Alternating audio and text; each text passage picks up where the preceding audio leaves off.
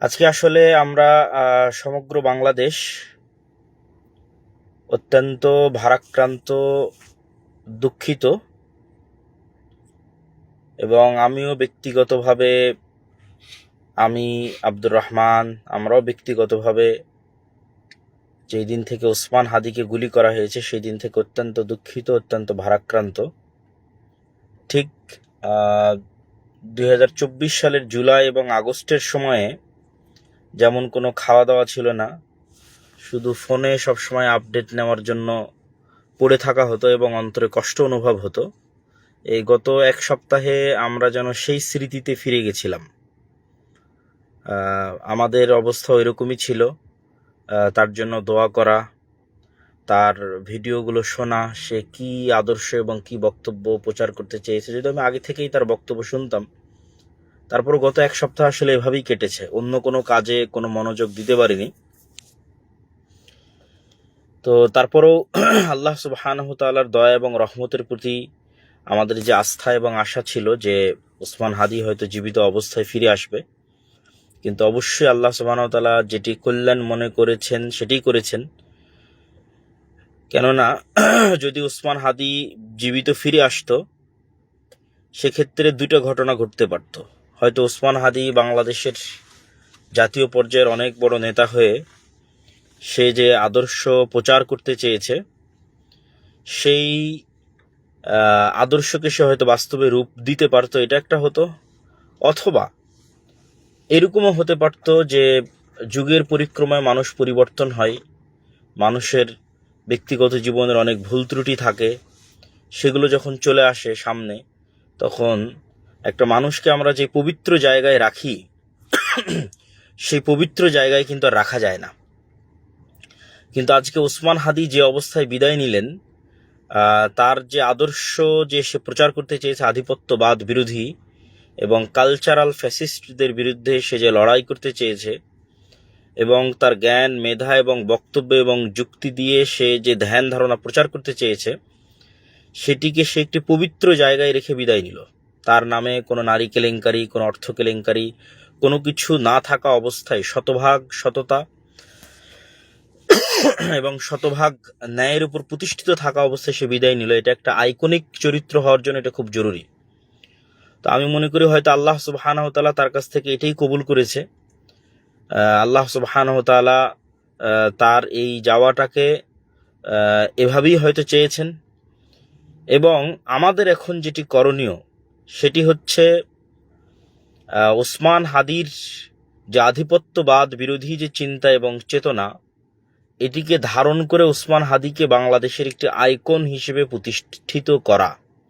কেননা বাংলাদেশের ইতিহাসে আমার দৃষ্টিতে জিয়াউর রহমান সাহেবের পরে বাংলাদেশকে সামনে রেখে এত কোনো প্রকার দলীয় লেজুর বৃত্তির মধ্যে না গিয়ে আমাদের জুলাইয়ের সময় যে আন্দোলনটা হয়েছিল, যে বিপ্লবটা বা যে গণ অভ্যুত্থান যেটাই বলি, সেটা কিন্তু কোনো আদর্শের উপর ছিল না।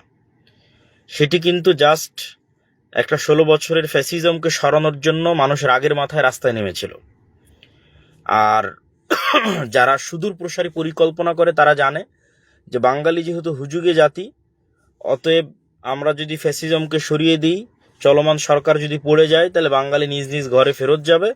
আমাদের ডিপ স্টেটে আমাদের যে মূল ফ্যাসিজমের যে মূল অংশগুলো আছে সেগুলো টিকে থাকবে এবং সেগুলোর মাধ্যমে আমরা পুনরায় আমাদের আধিপত্যকে প্রতিষ্ঠা করব। এভাবেই কিন্তু তারা চলে যুগ যুগ থেকে, এবং তাই কিন্তু হচ্ছিল। আপনি দেখেন যে জুলাই গণঅভ্যুত্থানের পর সবাই নিজ নিজ দলের হয়ে গেল। যারা বিএনপির তারা বিএনপিতে চলে গেল, যারা জামাত ইসলামের তারা জামাত ইসলামে চলে গেল, ছাত্ররা যারা এনসিপি তারা এনসিপিতে চলে গেল, এবং সবাই কিন্তু নিজ নিজ দলের যেটা স্বার্থ সেটাকে সামনে রেখে কিন্তু তারা বক্তব্য দেওয়া শুরু করলো। এবং অত্যন্ত দুঃখজনক হলো সত্য যে ভারতীয় যে বয়ান বাংলাদেশে বিভক্তি টিকিয়ে রাখার জন্য, মুক্তিযোদ্ধা বনাম রাজাকার, দেশ স্বাধীনের 50 বছর পরেও এই ভারতীয় বিভক্তির বয়ানও কিন্তু দেশে পুনরায় চালু হয়ে গেল। তাহলে আমরা যেই ফ্যাসিজমকে বাংলাদেশের মানুষ সরালো, তারা না থাকলেও তাদের বয়ান কিন্তু বাংলাদেশে থেকে গেল। তো তাহলে সবাই যখন নিজ নিজ দলের হয়ে গেল এবং সবাই যখন নিজের দলের স্বার্থ দেখতে লাগলো এবং আন্ডারগ্রাউন্ডে সবাই আসন ভাগাভাগি, সিট ভাগাভাগি, ঠিক আছে, মনোনয়ন সংগ্রহ, ঠিক আছে, কে ক্ষমতায় যাবে, এই চিন্তায় যখন সবাই মগ্ন, তখন শুধু একজন, মাত্র একজন, সেটা হচ্ছে শরীফ ওসমান হাদী, যে কোনো প্রকার দলে যুক্ত না হয়ে, কোনো প্রকার দলীয় লেজুর বৃত্তির মধ্যে না গিয়ে, তার নিজের সততাকে শতভাগ অটুট রেখে, কেননা মানুষ যখন কোনো দল এবং সংগঠনের মধ্যে যুক্ত হয় তখন সেটার স্বার্থকে সামনে রেখে কথা বলতে হয়, সে শতভাগ ন্যায়ের সাথে কথা বলতে পারে না। তো ওসমান হাদী এই জায়গায় নিজেকে সকল কিছু থেকে মুক্ত রেখে সে শতভাগ ন্যায় এবং সত্যবাদিতার জায়গা থেকে প্রত্যেকটা বিষয়ে বক্তব্য দিয়েছে এবং সে চেষ্টা করেছে এই জুলাই বিপ্লবের একটা আদর্শ দাঁড় করাতে, যেটা সবচেয়ে ভয়ঙ্কর কাজ। আপনাদেরকে আমি স্পষ্ট ভাষায় বলতে চাই যে বাংলাদেশের আগামী নির্বাচনে যদি কয়েক লক্ষ এমপি নির্বাচিত হয়ে আসে, তো সেই কয়েক লক্ষ নির্বাচিত এমপির তুলনায় একজন ওসমান হাদী যে নির্বাচিতই হয়নি, সে আধিপত্যবাদী শক্তির কাছে বেশি ভয়ঙ্কর।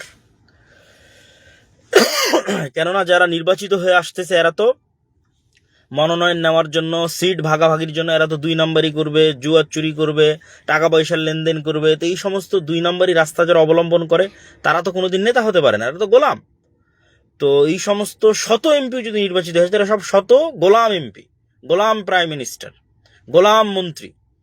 আর ওসমান হাদী নির্বাচিত না হয়ে কতটা ভয়ঙ্কর হতে পারে, মানুষ যদি সৎ থাকে, ন্যায়পরায়ণ থাকে এবং কোনো দলের প্রতি বায়াসড না হয়ে যদি মেধাকে কাজে লাগিয়ে শুধু একটি আদর্শ প্রতিষ্ঠা করার জন্য চেষ্টা করে যায়, তাহলে সেটা যে কতটা ভয়ঙ্কর হতে পারে সেটা আপনি ওসমান হাদীকে আধিপত্যবাদী শক্তি কতটা ভয়ঙ্কর মনে করেছে। তার কোনো দল নাই, তার কোনো কর্মী নাই, সে বড় কোনো দলের কোনো পদাধিকারী নয়, না বিএনপির বড় নেতা, না জামাতের বড় নেতা, না শিবিরের বড় নেতা, না এনসিপির বড় নেতা। তাহলে কেন তাকে টার্গেট করা হলো? তাকে টার্গেট করার পিছনে এটাই কারণ যে তার মেরুদণ্ডটা সোজা ছিল। সে বারবার বলতো যে সে এই আদর্শ তার পিতার কাছ থেকে পেয়েছে, তার পিতাও একজন আলেম ছিলেন, এবং সে এই মুখের উপর সত্য বলা এবং সততার জায়গায়, ন্যায়পরায়ণতার জায়গায় চুল পরিমাণ ছাড় না দেওয়া, এই গুণটা সে তার পিতার কাছে পেয়েছে। হ্যাঁ, এই গুণ আরো অনেকের মধ্যে থাকতে পারে, কিন্তু ওসমান হাদীর মধ্যে আরো 2টি জিনিস ব্যতিক্রম ছিল।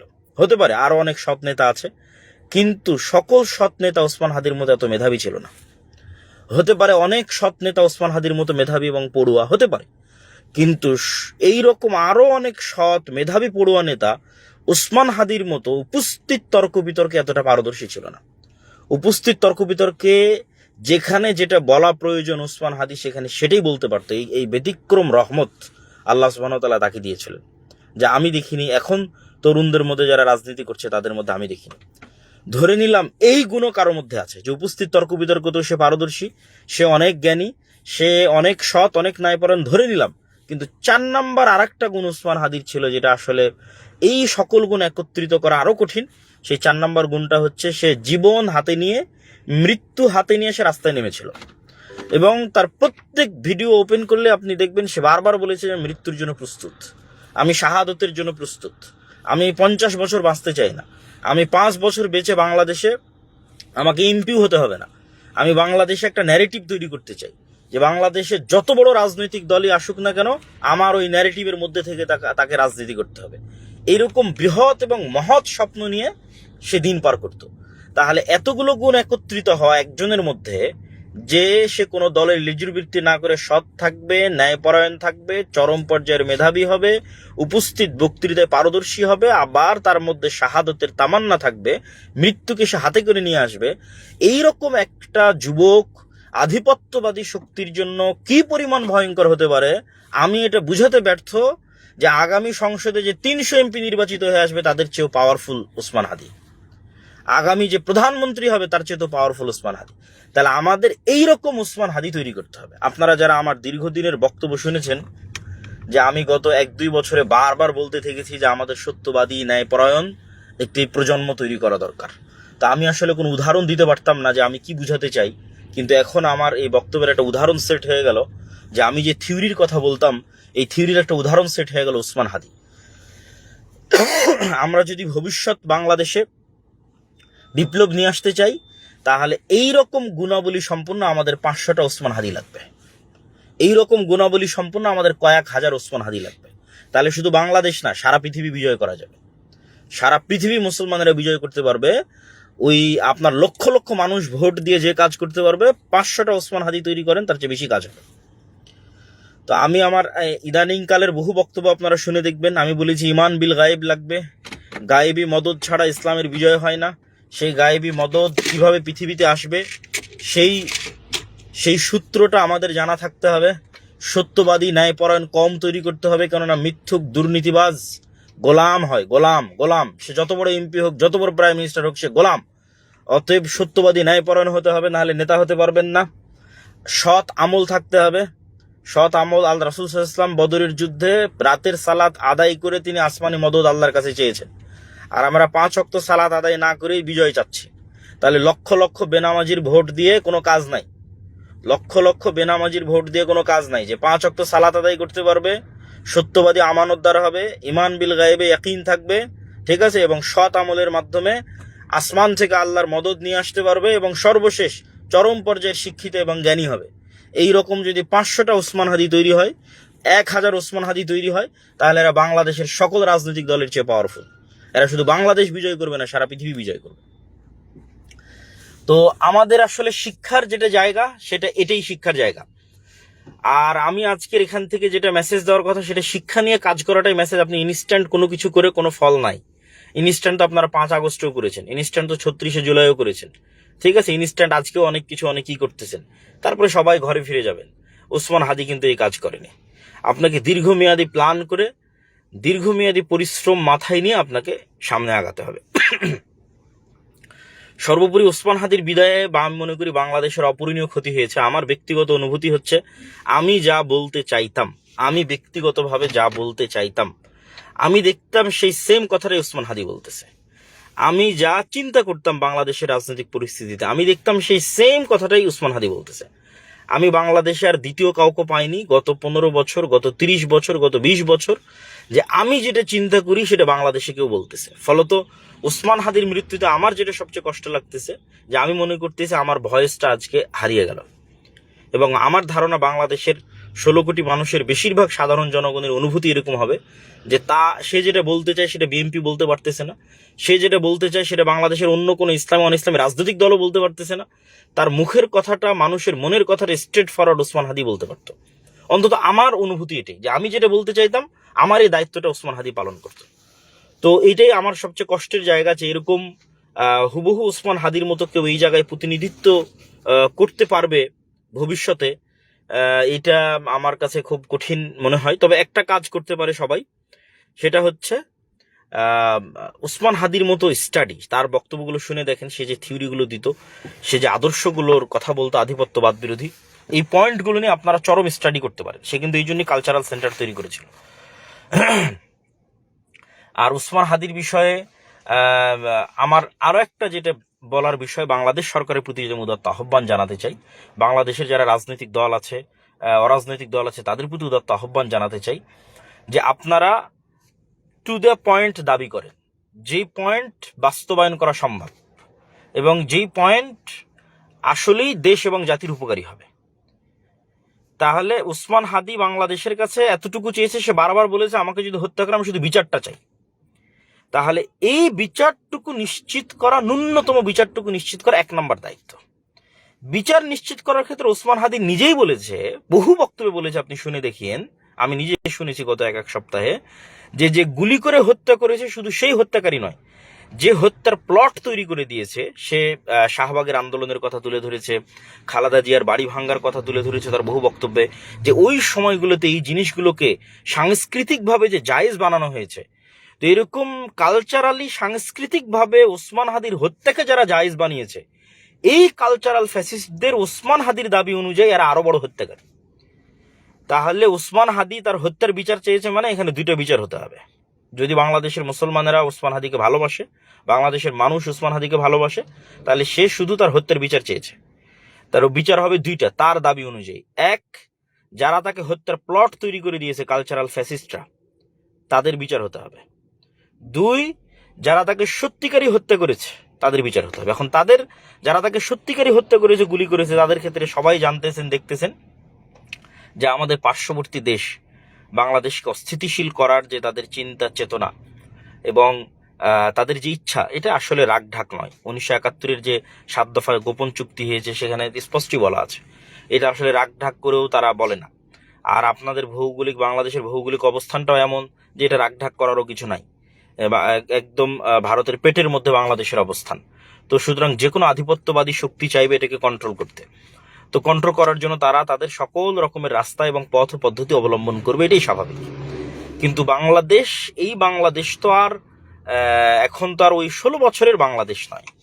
এই বাংলাদেশ তো ছাত্র জনতার রক্তের উপর নতুন যে বাংলাদেশ এসেছে সেই বাংলাদেশের পররাষ্ট্রমন্ত্রী যদি নতজানু হয়, সেই বাংলাদেশের অন্তর্বর্তীকালীন সরকারও যদি নতজানু হয়, তারাও যদি এখন পর্যন্ত গত 2 বছরে ভারত সরকারের সাথে কি কি চুক্তি হয়েছে তা না জনগণকে দেখালো, না সেই চুক্তিগুলো বাতিলের কোনো কথা বললো। ফেনীতে কয়েকশো বিঘা সম্পত্তি, যেটা বাংলাদেশের চিকেন নেকের মতো, ভারতের নামে দিয়ে দেওয়া আছে। বাংলাদেশের মধ্যে করিডোর, ট্রানজিট, কত রকমের যে চুক্তি, বন্দর ব্যবহার করা, আল্লাহ আলাম গত 16 বছর কত চুক্তি হয়েছে। তো আমাদের ছাত্র নেতারা বিভিন্ন রকমের দাবি করতেছে, যেগুলো এক প্রকার কূটনৈতিক শিষ্টাচারও লঙ্ঘন হয় আন্তর্জাতিক আইনে। তো আমরা ওই ধরনের দাবি না করে যেটা অন্তত আমরা করতে পারবো, এই সরকার করতে পারবে, সেই দাবিটা অন্তত করা উচিত। সেটা কি? সেটা হচ্ছে খুনিকে ফেরত দিতে হবে। খুনিকে যদি ফেরত না দেওয়া হয়, তাহলে বাংলাদেশ সরকারকে বাধ্য করতে হবে যে ভারত সরকারের সাথে যত ধরনের চুক্তি আছে সকল চুক্তি প্রকাশ করা হোক এবং সকল অন্যায্য চুক্তি বাতিল করা হোক। গত 2 বছরে এই একটা ছোট্ট কাজ এই সরকার করতে পারেনি, আর এইটা সরকারের পক্ষে করা সম্ভব। তাহলে যে সমস্ত কাজ এবং দাবিতে কূটনৈতিক শিষ্টাচার লঙ্ঘন হয়, সেই সমস্ত কাজ এবং দাবি করে শুধু পরিবেশই নষ্ট করা হবে। আর যেটা সরকার করতে পারবে, আমাদের সরকার করতে পারবে, সেটার দাবিতে আমাদের অটল থাকতে হবে। এবং এই দাবিটাই আসা উচিত। যারা ইনকিলাব মঞ্চের পক্ষ থেকে দাবি তুলবেন, যারা হয়তো এনসিপির পক্ষ থেকে দাবি তুলবেন, আরো অনেক যে অরাজনৈতিক দল আছে তাদের পক্ষ থেকে দাবি তুলবেন, সবার প্রতি আমার একটাই পরামর্শ যে আপনারা এই দাবিটার উপর ফোকাস দেন। এবং এইটাতেই কিন্তু আমরা আধিপত্যবাদ শক্তিকে যদি তাদের যদি ক্ষতি করতে চাই, যে মনে করলাম যে না আধিপত্যবাদকে আমরা দুর্বল করব, তাহলে বাংলাদেশের সাথে যে অন্যায্য চুক্তিগুলো হয়েছে এই চুক্তিগুলো বাতিল করাটাই সবচেয়ে বড় ক্ষতি। আর 2 নম্বর কি কাজ করতে পারেন? বাংলাদেশের স্বাধীনতা এবং সার্বভৌমত্বকে স্থায়ী করার জন্য, যেহেতু ভৌগোলিকভাবে বাংলাদেশ স্থায়ীভাবে হুমকির মুখে, সেহেতু আপনাদেরকে আন্তর্জাতিক বলয়ে, বিশেষ করে মুসলিম বিশ্বের বলয়ের সাথে সম্পর্ক মজবুত করতে হবে। এবং সেক্ষেত্রে 50-60 বছর আগে কি হয়েছে, 70 বছর আগে কি হয়েছে, এই আলোচনা যেমন আমেরিকা এবং জাপানের মধ্যে হয় না, এই রকমের অবিবেচকের আবেগী আলোচনা দিয়ে বাংলাদেশের স্বাধীনতা এবং সার্বভৌমত্ব রক্ষা হবে না। ফলত বাংলাদেশকে স্থায়ী সামরিক চুক্তির দিকে এগিয়ে যেতে হবে। চায়না, তুরস্ক, পাকিস্তান ইত্যাদি যে শক্তিশালী সামরিক রাষ্ট্রগুলো আছে তাদের সাথে সামরিক চুক্তির দিকে এগিয়ে যেতে হবে, যেন বাংলাদেশের রাষ্ট্রীয় স্বাধীনতা এবং সার্বভৌমত্ব স্থায়ী রূপ লাভ করে।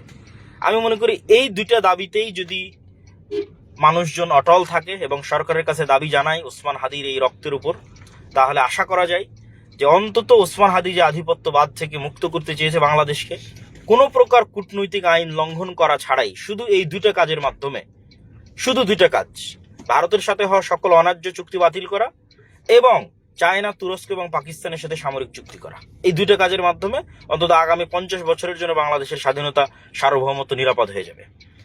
এই আমার পরামর্শ থাকলো। আর আপনারা যারা সাধারণ জনগণ শুনছেন এবং সাধারণ জনগণ আমার আলোচনা বক্তব্য শুনছেন, তাদের কাজ আমি একটাই দিলাম যে দীর্ঘমেয়াদী পরিকল্পনা করেন, ওসমান হাদির মতো 500টা ওসমান হাদি তৈরি করেন।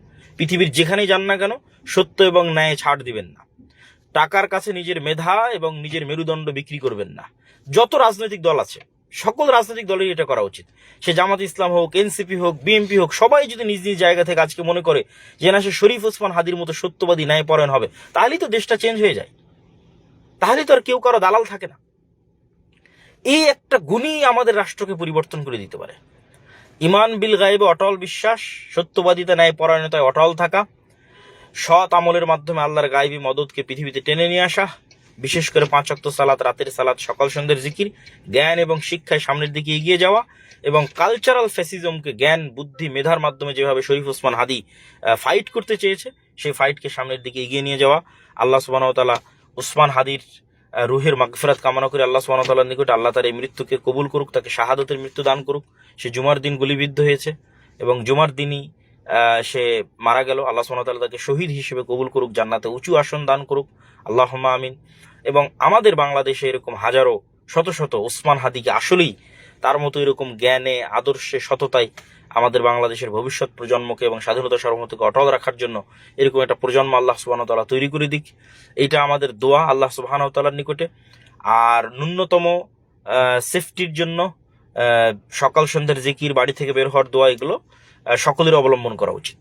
বিশেষ করে হাসনাত আব্দুল্লাহ বা আর যারা হিট লিস্টে বা হুমকির মুখোমুখি আছে তাদেরকে আমি উদাত্ত আহ্বান জানাবো যে তারা যেন 5 ওয়াক্ত সালাত মিস না দেয়, সকাল সন্ধ্যার জিকির মিস না দেয়, এবং যখন যেখানে বের হবে তখন যেন সেখানকার দোয়া পড়ে বের হয়। তাহলে আল্লাহ সুবহানাহু ওয়া তাআলার পক্ষ থেকে তাদের যে সেফটি, আল্লাহর সেফটি সবার আগে, সেটি আশা করি ইনশাআল্লাহ আল্লাহর পক্ষ থেকে থাকবে। বাকি দুনিয়াবি সেফটি তো মানুষ নিচ্ছেই। তো এই আমাদের দোয়া এবং জিকিরকে কোনো সময় ভোলা যাবে না আল্লাহ সুবহানাহু ওয়া তাআলার সেফটি নেওয়ার জন্য।